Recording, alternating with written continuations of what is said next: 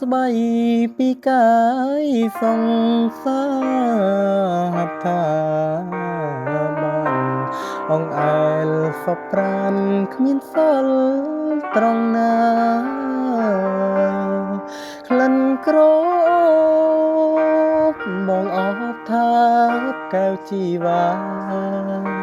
ព្រឺព្រួចទន់ល្អកាយាស្នេហាដំបងសូដនមូលខ្លំលើដើមទ្រូងស្រីសាច់សជ័យក្នុងទ្រូងញ័រភ័យព្រឹតព្រើលនេត្រារូបអូនស្រស់ដងខ្លួនសមនឹងហត្ថាចងកេងដូចទេពធីតាអោយចេតនាមើលគ្មានត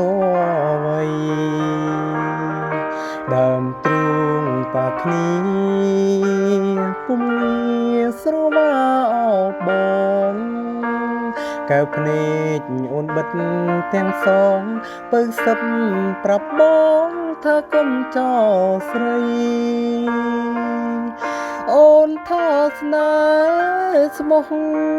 ប្រគល់ជូនព្រំចារីចិត្តបងរំភើបលាយភ័យ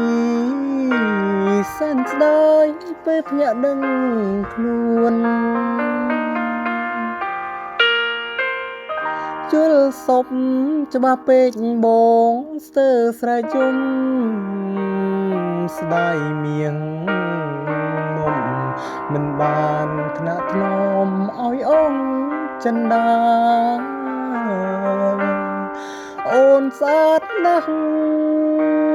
តើពើនៅដល់ទីណាជាតិនេះតើធ្វើយ៉ាងណាបានរួមស្នេហាដូចក្នុងសូបិន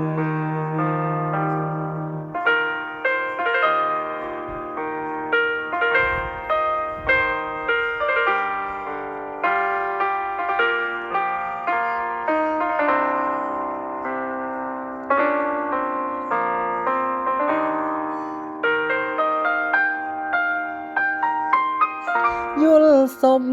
ច្បាស់ពេកបងស្ទើរស្រែកយំស្ដាយមៀងមុំមិនបានថ្នាក់ថ្នមឲ្យអងចិនដាអូនស្អាតណាស់តើពើនៅដល់ទីណាជាតិនេះតើធ្វើយ៉ាងណាបានរួមស្នេហាដូចក្នុងសូបិន